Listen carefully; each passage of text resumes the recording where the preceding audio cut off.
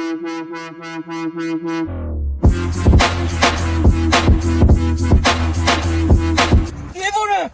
من باید بیرون کار کنم تا بتونم به دیتا بدم دیگه. فکر کردی من نمیتونم این صندوق بیام بیرون؟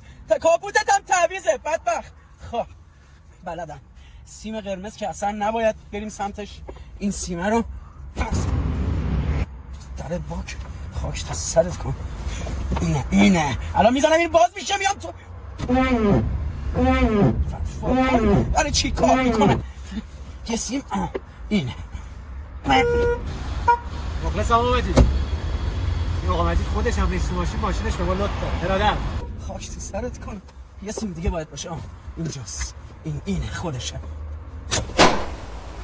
ایربگ باز شد. خب دیگه سیم قرمز آخرین راه دیگه. الهی با امیدت خدایا من سالم بیام بدهی این آدمو.